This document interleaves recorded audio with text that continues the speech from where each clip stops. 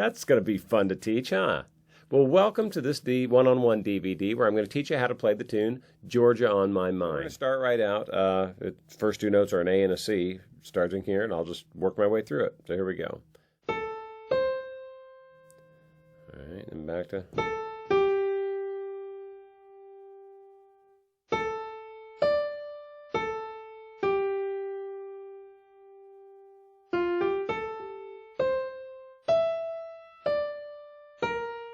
Don't forget there's a B flat there, right? This is we have one flat. It's in the key of F is what I'm teaching this to you in. So there's one flat there, that B flat. Major. So F major. So these three notes. You have an F, an A, and a C. Okay, it goes with these melody notes. I don't want you playing the melody now. I'm just going to do this so you can it'll help us keep track of where we are in the tune. Now the second chord in the next measure, that's an A chord, A major. Okay, that chord is A, C sharp, and E. In this chapter, I want to put together the two separate hands and the two separate parts that we've been learning in the previous two chapters. So we had a basic melody in our right hand, basic chords in our left. Now we're going to put them together. And I'm going to give you a couple simple rules to follow when you do this, and we're going to slowly work our way through this tune and the other. So let's go ahead and just dig right in. So here we go. First melody note is those two notes, and we're going to start with an F chord. Move that out. Here we go. So here we go.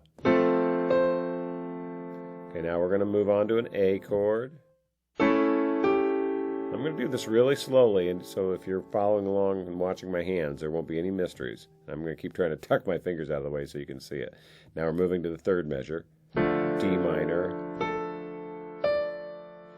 Now, something I want to say right there. You notice that D minor, it's over that rest in the measure, so that means you should go ahead and play it at the beginning of the measure, and then play the notes, the melody notes that follow. Next measure, G minor, to the G diminished. Here's an F, E7.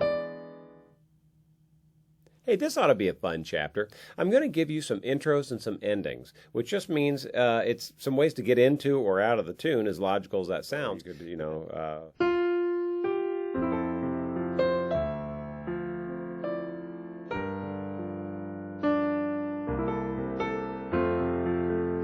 here's those two other chords, the G minor, C7, and start in the tune.